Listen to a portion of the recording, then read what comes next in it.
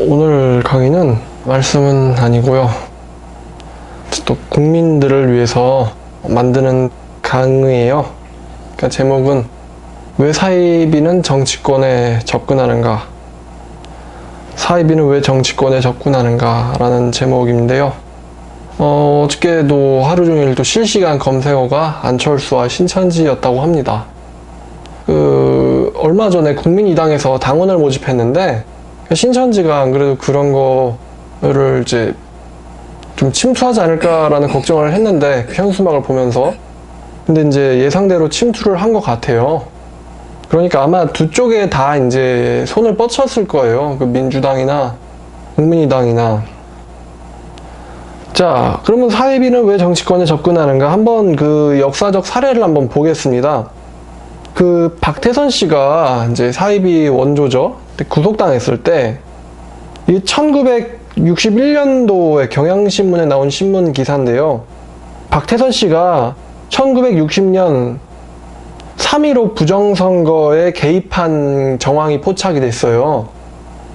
3.15 부정선거가 당시 좀 유명한 사건이었던 것 같은데 그 이승만 정권의 독재 연장을 위해서 이제 감옥에서 이제 자유롭게 신도들을 부려가지고 자유당의 선거에 신도들을 동원했어요. 그래서 이제 대가란 한마디로 이제 사면 같은 거죠. 그래서 이제 자기들의 사익을 위해서 부당이익을 얻기 위해 신도들을 동원해서 정치권에 이제 세력을 행세한다.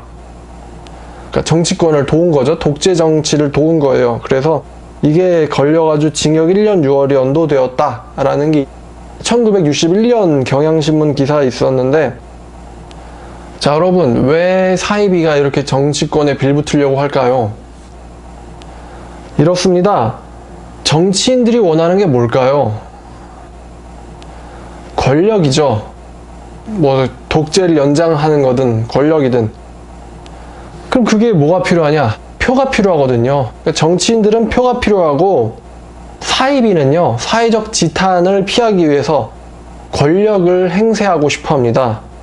그러니까 정치인은 표를 원하고 사이비는 권력을 원한다. 그래서 이게 서로 딱 아구가 맞아 떨어져요.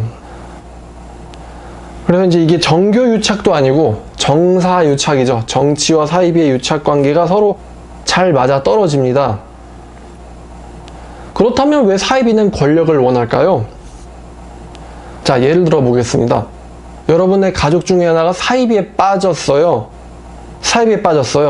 그래서 사이비에 빠져가지고 가출 당하고 또 폭언 듣고 그 다음에 폭력 당하고 사이비에 빠진 가족으로부터 그 다음에 사이비에 빠진 가족이 인생 파탄을 당하고 재산을 탕진시키고 교주에게 갖다 바치느라고 그래서 이제 또 살해 위협도 당하는데 여러분들이 이렇게 억울한 상황을 당하면은 어떻게 하시겠습니까?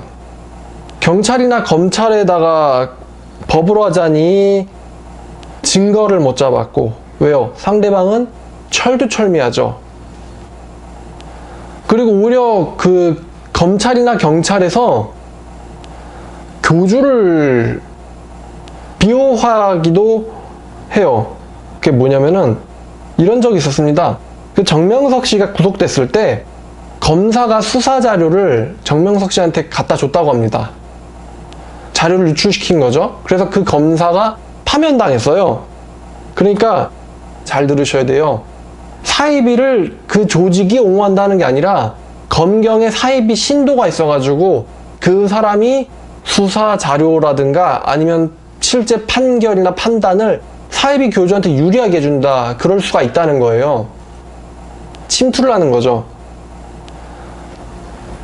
자, 그래서 이제 경찰, 검찰도 도움이 안 되고 그러면은 어디에다가 올려야 되냐? 내 억울한 사연을 뭐 네이버에다가 국민 최대 포털 사이트 네이버에다가 올리면 자, 어떻게 되냐?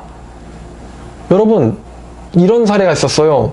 어떤 분의 그 아내가 하나님의 교회에 빠졌습니다. 하나님의 교회. 그 안상홍과 장길자를 각각 하나님과 여자 하나님으로 믿는 종교죠. 그래가지고 이제 가정에서 불화가 일어나니까 이제 이 남편이 극심한 스트레스를 받은 거예요. 그래서 몇 개월 혹은 몇 년 동안 버티다 극심한 스트레스를 받다가 그 사람이 네이버 같은 데다 안 올려봤겠어요? 근데 자살을 했어요. 자살을 했습니다. 그래서 그게 한동안 네이버에서 검색이 좀 됐어요. 근데 제가 얼마 전에 이제 그거를 누구한테 보여주려고 검색을 해봤더니 그게 네이버에서 안 찾아지더라고요. 못 찾겠어요. 그러니까 지워졌든지 아니면은 다 새로운 게시물들, 사이비들이 조작한 새로운 게시물들에 의해서 그 사건이 내려간 거예요. 한참 뒤로 밀려난 거예요. 그래가지고 우리가 이제 검색할 때 쓰는 이제 검색어들, 뭐 사이비, 자살, 뭐 이제 검색어들 있잖아요. 하나님의 교회, 뭐 신천지 이런 검색어를 썼을 때 뜨는 게 아래로 내려가도록 사이비에서 이제 조작을 한 거죠. 여러분이 만약에 이제 여러분들의 그 억울한 사연을 네이버에 올리면은 그 억울한 사연은 게시 중지를 당합니다. 그러니까 요즘 법이 그래요. 여러분들이 당한 일이 뭐 사이비로부터 폭행을 당했든 아니면 뭐 내 자식이나 딸이나 아들이 가출을 했든 뭐 내 아내가 나 몰래 재산을 막 몇 천만 원 빼돌려가지고 사이비에다 갖다 바치고 이혼하자 그러고 오히려 자기가 자해공갈하면서 너 때문에 이혼하는 거라 그러면서 사이비가 아니라 너 때문에 폭력 남편이 너 때문에 못 살겠다 그러면서 모든 책임을 당신들한테 덮어 씌워가지고 위자료를 갈취하고 어떠한 이런 수단 방법을 가리지 않고 그런 거에 대해서 여러분들이 인터넷에 올린다고 했을 때 그거 게시 중지 당합니다. 여러분들이 당한 게 사실이든 아니면 여러분들이 과장한 것이든 게시 중지를 당해요. 법이 그렇게 됐어요. 그러면 누가 그 법을 그렇게 바꿨을까요? 언론이나 아니면 네이버와 같은 이 포털 사이트 같은 게 제가 이제 주관적으로 느끼는 건데 결코 피해자들에게 유리하지 않아요. 오히려 권력을 가진 자들에게 좀 유리한 것 같습니다. 북한이 비대칭 전력으로 핵 부대가 있고 또 하나가 있죠. 뭐가 있죠? 얼마 전에 국방부 뭐 작게 뭐가 털렸다 그러는데 비대칭 전력으로 운영하는 게 뭡니까? 사이버 부대. 그죠? 사이버 부대를 북한이 운영하고 있습니다. 근데 사이비 조직들은요, 북한이랑 똑같이 행동을 해요. 사이비도요, 사이버 부대를 운영합니다. 예를 들어서, 신천지는 정통부, 정보통신부라는 게 지네들 부서 내에 있어요. 하는 일이 온갖 인터넷에서 일어나고 있는 온갖 자기들에 대한 비방을 모니터링해서 찾아내가지고, 그거를 게시중지시키고, 아니면 뭐, 오히려 피해자를 고소한다거나, 그럼 피해자가 오히려 고소를 당하는 거죠. 그런 일들을 이제 할 수 있어요. 하나님의 교회에서는 인터넷 선교위원회라는 것을 운영하고 있습니다. 그래서 자기네들에 대한 나쁜 글이 달리면은 그게 사실이든 아니든 지네들이 했든 안 했든지 간에 게시 중지를 시켜요. 왜? 국민들이 모르게 하려고. 이미지 세탁하려고. 그래서 누가 그 사이비에 빠져가지고 그 사람이 자살했다. 그 사람의 가족이 자살했다. 이런 거 인터넷에서 검색이 잘 안 됩니다. 국민들의 눈과 귀를 철저히 가리는 거죠. 그럼 여러분들이 어디다가 하소연을 해야 됩니까? 인터넷에 올리면 게시중지하고 여러분들이 그 게시중지하면은 한 달 동안 그 글이 블라인드 먹거든요. 한 달 안에 여러분들이 나 억울하다, 이거는 정당하다라고 네이버 측에다가 자료를 보내질 않으면은 그 글은 그 다음에는 완전히 블라인드 처리되고 삭제돼요. 그럼 여러분들이 만약에 네이버 측에다가 어떤 자료를 보내고 하소연을 해가지고 그 글이 재게시가 된다 하더라도 무조건 한 달 동안은 그 글이 게시되어 있질 못합니다. 법이 그래요. 사실이든 아니든 여러분들의 글은 한 달 동안 막혀 있어요. 여러분들이 항의 안 하면 한 달 뒤에 완전 삭제되고 항의하더라도 한 달 뒤에 그게 다시 올려집니다. 자, 근데 요즘 같은 시대에 한 달 동안 그 글이 감춰져 있다. 여러분 한 달 뒤면은 대통령 선거도 다 끝나 있을걸요? 그렇지 않아요? 요즘 속도가 생명인데.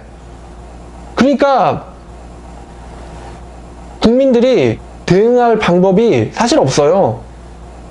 여러분 그 사이비가 우리나라에 이제 비공식적으로 200만 명은 된다고 합니다. 피해자가 매우 많겠죠. 그러면 그 피해자들의 글들이 인터넷에 얼마나 많겠습니까? 근데 그것들을 우리가 이렇게 쉽게 접하나요? 오히려 국민들이 잘 몰라요. 뭐 어떻게 돌아가는지. 사이비에 대한 피해가 얼마나 막심한지 제가 이제 국민 여러분들에게 좀 알려드리면, 일단 이렇게 생각하는 분들이 있을 것 같아요. 아, 저거는 기독교끼리 제 밥그릇 싸움하는 거다. 뭐 기독교도 뭐 다 똑같지 않느냐, 이렇게 생각하는 분들이 있을 텐데, 기독교랑 사이비는 근본적으로 완전히 달라요. 교리가 다를 뿐만 아니라 여러분들의 피해 미치는 것도 다릅니다. 교회에서 여러분들 자식들을 자살시키지 않고 자살로 내몰지도 않고 가출하라고 하지도 않고 학업 포기를 시키지도 않아요. 교회에선 그렇게 안 합니다. 집안에서 반대해도 묵묵히 참고 나가라 그러지, 뭐 부모를 마귀 새끼라고 한다거나 뭐 집에서 나가라든지, 아니면 세상 것 잡을 때가 아니니까 학업 직업 포기하라든지, 이렇게 교회에서 안 시킵니다. 근데 사이비는 그걸 시켜요. 인생 파탄시킵니다. 여러분, 한마디로 제가 말씀드리면, 사이비에 걸리면 그냥 인생이 끝난다고 보면 돼요. 사이비는 기독교인만 노리지 않습니다. 오히려 무신론자를 더 잘 잡아요. 왜? 무신론자들의 마음이 공허하거든요. 믿는 게 없으니까 공허해요. 걸리면 그냥 끝이고, 그냥 쉬운 말로 인생 리셋하는 게 좋을걸요? 엄청나게 떼어내기가 힘듭니다. 여러분 혹시 요즘 젊은이들 중에 좀비 영화를 보셨나요? 여러분, 좀비 영화가 이제 유명한 게 몇 개 있잖아요. 뭐 레지던트 이블도 있고, 그다음에 28일 후, 28주 후라는 영화도 있고, 또 이제 새벽의 저주라는 영화도 있는데, 여러분 그 좀비 영화를 보면은 그 물려가지고 감염되면은 뭐 남편, 아내, 부모, 자식 알아보나요? 못 알아보죠. 그냥 내 사랑하던 가족이든 아니든 내가 사랑하는 사람이든 아니든 그냥 가서 물어버려요. 그래서 자기랑 똑같이 감염시켜버리죠. 근데 똑같이 사람이었었으니까 사람의 형태를 하고 군중 속에 있기 때문에 막기가 힘들어요. 그래서 뭐 레지던트 이블이든 28일 후든 28주 후든 아니면 뭐 나는 전설이라든 다 마지막은 인류 멸망과 연결이 돼 있어요. 그러니까 옆 사람 감염시키려고 존재한다. 이게 좀비의 존재 이유인데, 사이비에 빠져도 마찬가지입니다. 여러분, 사이비에 빠지면 인간관계가 둘로 딱 나뉘어요. 이미 감염된 사람과 내가 감염시켜야 될 사람, 그리고 감염이 안 되려고 발버둥 치는 사람. 다시 말하면 사이비이거나 사이비로 빠뜨려야 될 사람과 사이비로 빠뜨리지 못할 사람으로 딱 인간관계가 나뉘거든요. 그래가지고 사이비로 빠뜨리지 못할 사람, 혹은 포교를 완강히 거절하는 사람들을 사이비에선 그냥 개돼지라 그럽니다. 자기들끼리. 그리고 여러분들이 걔네들을 친구로 생각할지 몰라도 걔네들은 여러분들을 이용할 그 존재 이상도 이하도 아니에요. 이용 안 당할 거라면 아무것도 아닙니다. 아무리 친했었어요. 뭐 내 사촌이에요. 친했었어요. 다 소용없어요. 그 사람이 사이비에 빠졌다면은 걔는 당신을 빠뜨려야 될 인간 아니면은 인생에서 빼버려야 될 인간으로 여겨집니다. 심지어 상대가 부모라 해도, 상대가 자식이라 해도, 상대가 남편이나 상대가 아내라고 해도 똑같습니다. 여러분들은 그냥 걔네들의 인생 바깥으로 튕겨져 나가게 됩니다. 그리고 여러분, 좀비랑 대화가 됩니까? 나 네 친구야. 나 네 가족이야. 엄마야. 아들이야. 날 물지 마. 정신 차려. 대화가 됩니까? 안 되죠. 똑같아요. 사이비에 빠진 사람이랑은요, 일반인들은 대화를 못 합니다. 자기가 대화를 할 줄 알고 접근하는데 오히려 결과는 물렸다거나 물려고 달려오니까 나 좀 살려달라고, 이런 식으로밖에 대화가 안 돼요. 그러면 또 다른, 이렇게 심각하게 사회 문제를 일으키는 집단이 있는데, 또 다른 하나는, 그럼 여러분, 정치인이든 정치인에게 접근하는 사이비든 국민들이 알기를 원할까요? 안 원할까요? 당연히 알기를 원하지 않습니다. 여러분, 우리나라 누가 통치하는 것 같습니까? 박근혜 전 대통령입니까? 아니면 최태민입니까? 누가 통치하는 것 같나요? 우리나라 누가 통치하는 걸까요? 박정희 대통령이 통치했을까요? 아니면 문선명이 통치했을까요? 아니면 박태선이 통치했을까요? 우리나라 누가 통치할까요? 교주들도 이런 말을 합니다. 대통령의 임기는 길어봐야 5년이다. 그러나 나는 평생 통치한다. 이거를 사이비 교주들도 압니다. 대통령들 임기는 길어봐야 5년이에요. 그런 사이비들의 권력은 엄청나게 오래갑니다. 지금 온 나라가 국정농단이라는 것 때문에 지난 해가 떠들썩했어요. 올해도 그렇고. 그게 몇 년 전에 시작된 사건이었죠? 1970년대였어요. 1970년대. 거의 50년 전에 활동했었던 사이비가 지금까지도 국민들에게 영향을 미치고 있습니다. 앞으로는요, 뭐 안철수 씨가 통치할까요? 아니면 이만희나 장기일자가 통치할까요? 그러니까 정치인들은 절대로 이거를 자기들이 사이비와 연루돼 있다는 거를 국민들이 알길 원하지 않아요. 뭐 거의 우리가 알고 있는 정치인들한테는 다 이제 뭔가 연루가 돼 있을 것 같다. 뭐 오죽하면은 옛날에 세월호 때 이런 얘기도 했었잖아요. 뭐 유병헌 씨한테 먹은 정치인들이 많다. 그래가지고 아무도 유병헌 씨가 잡히기를 원하지 않는다.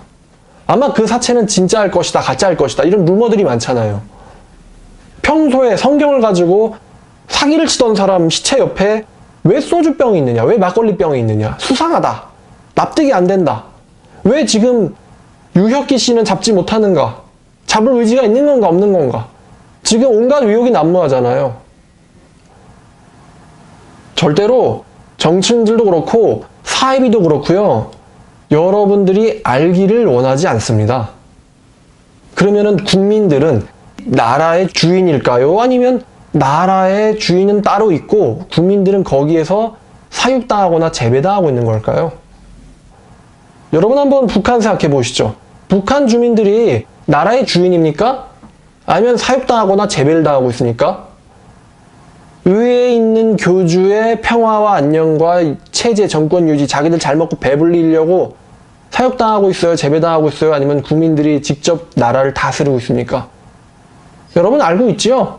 그죠? 그럼 걔네들이 뭘 합니까? 위에서 정보 통제를 하죠. 서로 감시시키고 정보 통제를 합니다. 그럼 똑같은 일이 대한민국에서는 안 일어날까요?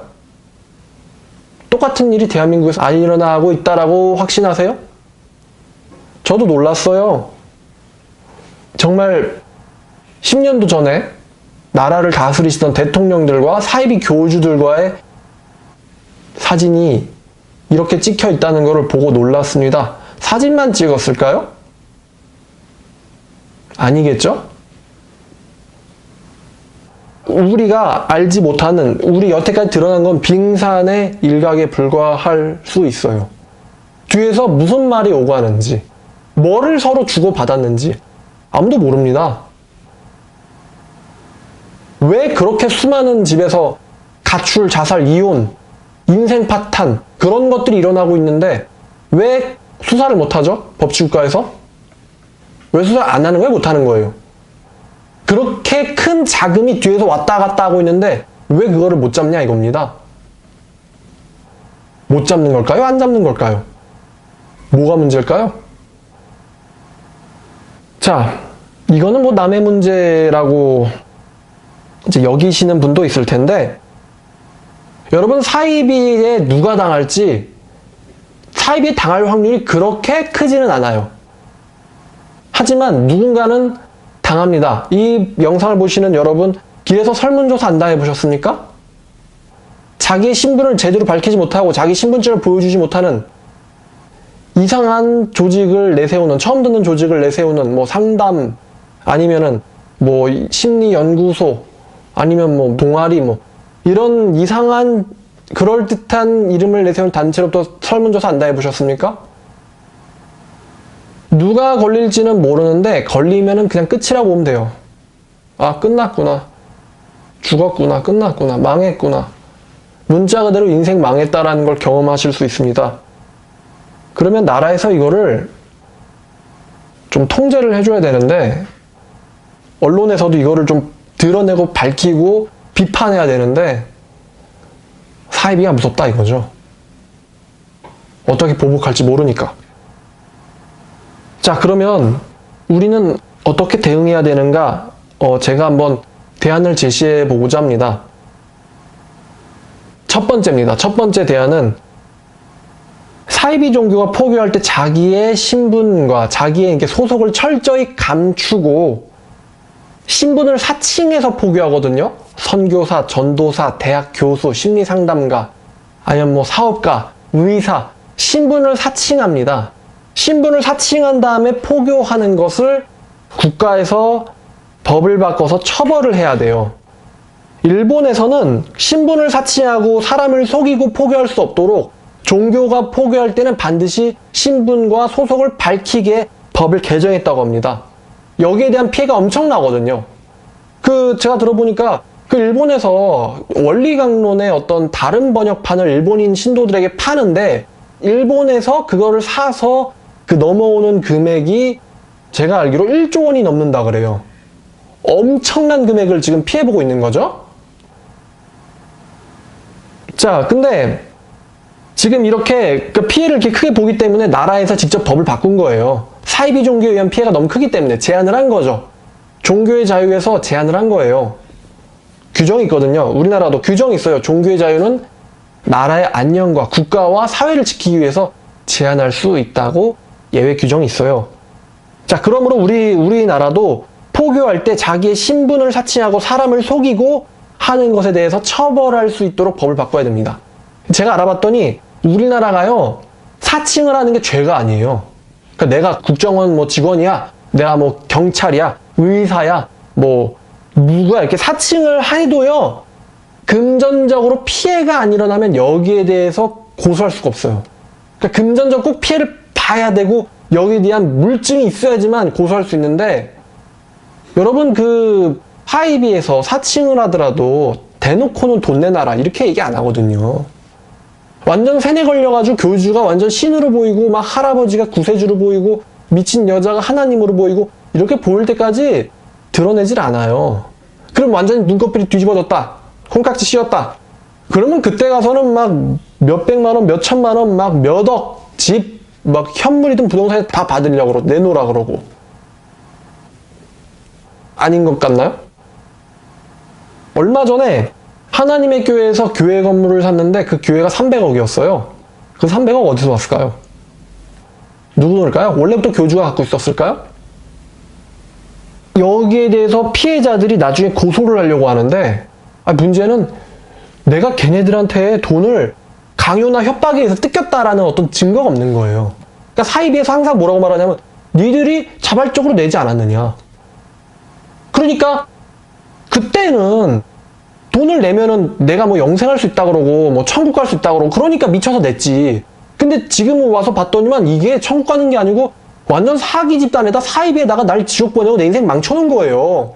돈도 막 몇천 몇억 날렸어요. 돌려받고 싶은데 그때 네가 스스로 냈지 않았느냐. 그러면 한 가정이 망했는데 개인이 하소연할 수가 없어요. 법도 못 써요. 근데 우리나라에서 저번에 한번 특례를 했잖아요. 뭐냐? 정명석 씨가 여신도들을 성폭행을 했거든요. 듣자 하니까 일본에서도 여신도들 일본 여자 2,000명을 여신도로 모으고 그 중에 100명을 성폭행했다고 합니다. 일본 신문에 보도를 했대요. 100명을. 정명석이가 뭐라고 말했냐면 세상 모든 여자를 하나님이 내게 주셨으므로 내게 다 돼야 되고 그거를 거절하면 천벌을 받을 거다라고 얘기를 했다고 합니다. 조선일보에 기사가 있거든요. 자, 이거를 달겠습니다. 댓글로 달든지 설명글에 달든지 링크를 달게요. 여러분들이 읽어보세요. 기사에 달린 거니까. 근데 그럼 교주가 교주랑 성관계를 맺으면 구원받을 수 있고 내가 영적으로 더 높은 단계로 들어갈 수 있다고 이래가지고 성관계했어요. 돈도 달라는 대로 줬어요. 근데 나중에 알고 봤더니 이놈 새끼가 사이비 교주고 나는 털린 거예요. 몸 털린 거예요. 죽고 싶겠죠. 그래서 하소연을 하는데 법에서 야, 이거는 니들이 알아서 합의해야 한 거 아니냐. 이렇게 나와야 되는데 우리나라 법원에서 이거를 성폭행으로 본 거예요. 성폭행으로. 세뇌를 걸고 어떤 분위기에 의해서 성관계를 했다면 이게 성폭행이다. 그래가지고 지금 깜빵에 가서 10년 돼서 곧 출소하거든요. 이미 지금 JMS는 정명석이가 나올 거를 대비해가지고 수많은 여신도들을 포교해서 모아놨어요. 이미 캐나다에서도 수백 명 되는 백인들로 구성된 교회가 세워져 있다고 합니다. 호주도 마찬가지고요. 우리나라는 뭐 본거지니까 말할 것도 없겠죠. 근데 처벌을 못한다. 그러니까 법을 바꿔야 첫 번째, 법의 개정이 필요합니다. 사기 사칭 못하도록 법을 바꿔야 돼요. 자, 두 번째, 게시중지에 대한 법을 좀 바꿔야 돼요. 그러니까 그 글을 한 달 동안 막고 그 다음에 재게시한다. 이거는요, 표현의 자유가 제가 봤을 땐 침해된 겁니다.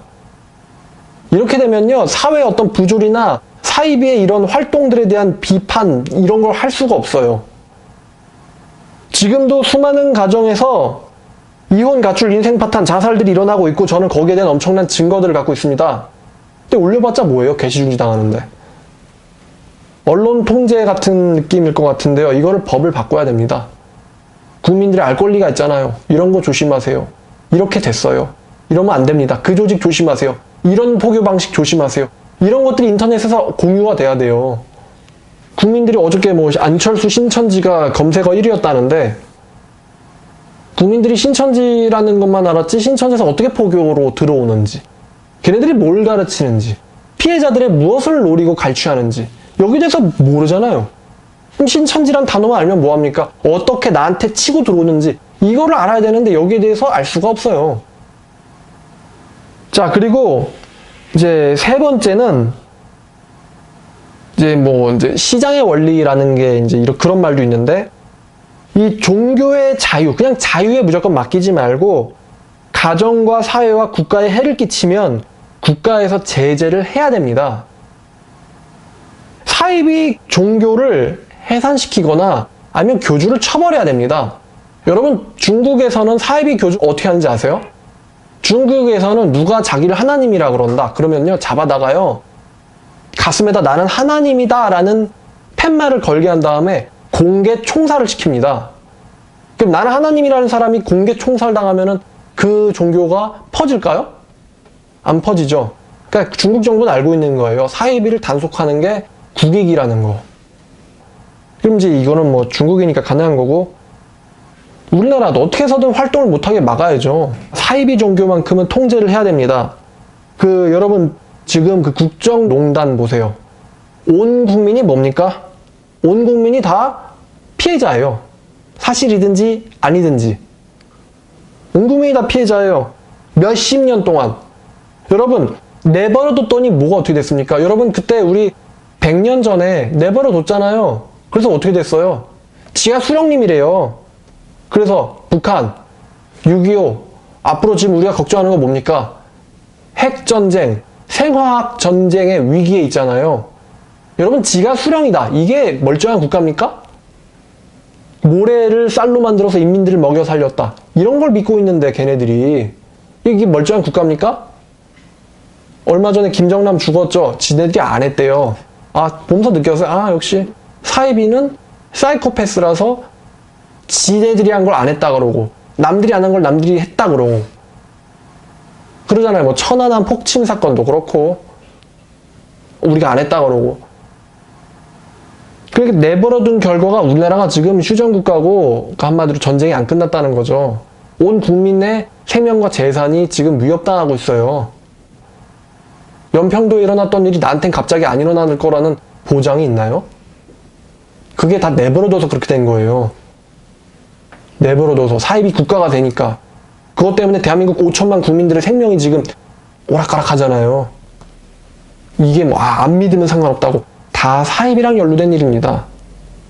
이슬람, 테러, 다 기독교 사이비랑 연관이 돼 있어요. 북한, 다 기독교 사이비랑 연관이 돼 있습니다. 그러면 그것들을 내버려둔 결과가 이렇게 심각한데, 물론 국민들은 다 잘 체감을 못하는 것 같지만 마찬가지죠. 우리나라에도 내부에 사이비가 있어요. 그럼 국가에서 통제해야지. 통제 안 하면 이것들이 정치를 쥐락펴락합니다. 그럼 정치를 쥐락펴락하는데 국민들이 거기에 영향을 안 받겠습니까? 법이나 정책에 영향을 미칠 수가 있는데. 자, 그럼 이제 네 번째입니다. 네 번째 대안은, 이건 기독교인들에게 하는 말입니다. 기독교인들이요, 연합해서 사이비와 손잡는 정치인한테는 표를 주지 말아야 돼요. 이게 제일 큰 제가 봤을 땐 문제입니다. 기독교가 연합을 안 해요. 왜 정치인들이 겨우 5만 명, 10만 명, 15만 명 되는 사이비애들의 눈치를 보면서 왜 1000만 명은 되는 기독교인들의 눈치는 안 볼까요? 간단하죠. 기독교인들이 연합돼서 한마음 한뜻으로 움직이질 않기 때문이에요. 요즘 한기총 보십시오. 오히려 이단을 옹호합니다. 그래가지고 수많은 교단이 한기총에서 탈퇴를 했어요. 이게 어떻게 한국교회를 대표할 수 있습니까? 이단을 옹호하는 사람들이 어떻게 기독교를 대표할 수 있습니까? 기독교가 그럼 이단이란 얘기예요? 기독교 자체가 이단이란 얘기인가요? 아니잖아요. 그러니까 이거는 기독교인들을 깨워가지고 사이비를 옹호하는 목사들은요, 절대 따르질 말아야 돼요. 그래가지고 사이비를 옹호했다가는 어떻게 된다는 걸 똑똑히 보여줘야 됩니다. 마찬가지로 기독교인들이 사이비를 옹호하는 정치인들, 사이비랑 손잡았다. 걔네들은요, 국민의 유익을 위하지 않는 놈들이에요. 그런 놈들을 정치인 만들면 누가 피해봅니까? 우리가 다 봅니다. 그러니까 사이비랑 자기의 유익을 위해서 사이비랑 손잡았다. 그런 정치인들한테는 기독교인들이 좀 똑똑히 보여줘야 돼요. 사이비랑 손잡았다 어떻게 되는지. 여러분, 정치인들의 아들들이 사이비에 빠질 것 같습니까? 안 빠집니다. 누가 빠지나요? 국민의 아들이 빠집니다. 국민의 딸이 빠집니다. 국민의 아내가 빠집니다. 피해는 국민들이 봅니다. 다 하고 살 겁니까? 진짜 답답한 건 기독교인들입니다. 왜 사이비를 옹호하는 목사들을 편을 듭니까? 제가 이름만 얘기하면 유명한 사람들이거든요. 한기총이 이미 유명하잖아요. 한기총 목사님들 유명하잖아요. 왜 사이비를 옹호하는 사람들 편을 듭니까? 그 사람들 중에서는 심지어는 예수님 안 믿고도 천국 간다고 주장하는 사람들도 있어요. 이 사람들이 기독교인 목사예요? 성경에 예수님 안 믿고도 천국 간다고 써 있습니까? 근데 그 사람들을 따르고 그 사람들을 밑에 있습니까? 그러니까 그 사람들이 그렇게 하는 거예요. 기독교가 먼저 제일 잘못했어요. 아닌 놈은 쳐내야지. 하지 말라 그래야지. 그래야지 그 사람들이 성도들을 무서워하죠. 아, 내가 아무리 정치적인 유익이나 어떤 금전적인 이득이 있다 하더라도 사이비랑 결탁했다가는 내가 큰일 날 수가 있겠구나. 이거를 보여줘야지. 그래야 이제 교회가 하나가 돼가지고 국가를 전복시키고 먹어치우려고 하는 사이비들한테 힘을 쓸 수가 있죠. 우리나라 기독교인 몇만 명 돼요? 못 잡아도 700에서 800만이에요. 근데 왜 이렇게 사이비한테 당합니까? 솔직히 사이비 당했다는 사람들 우리나라에 정말 많을걸요? 당했다는 기독교인들? 내 자식이 아니라서 가만히 있는 겁니까? 그럼 걔네들이 내 자식만큼 포교를 안 해준대요? 감사한 애들이네요. 그거 아니죠? 그러니까 이거는 막아야 됩니다. 연합해야 돼요. 교회가 힘을 모아서 연합해야 됩니다. 자, 이제 대선이 한 달 정도 남았죠. 한 달, 2달 남았는데 어느 누가 당선이 되든 분명히 사이비는 힘을 쓰려고 할 거예요. 그러니까 우리가 여기에 대해서 좀 더 관심을 가지고 감시를 하고 그 다음에 걔네들이 뭔가 수상한 짓을 했다. 그러면 그거를 포털 사이트에서 게시중지를 당한다 하더라도 꾸준히 업로드를 하는 것도, 그러니까 글을 쓰는 것도요, 매우 중요한 활동이고 사이비들이 그런 거를 또 겁먹고 싫어합니다. 무서워합니다. 그러니까 국민 여러분, 성도 여러분 모두 하나하나가 관심을 가지고 나라를 올바르게 세워가는데 힘이 됐으면 좋겠습니다. 감사합니다.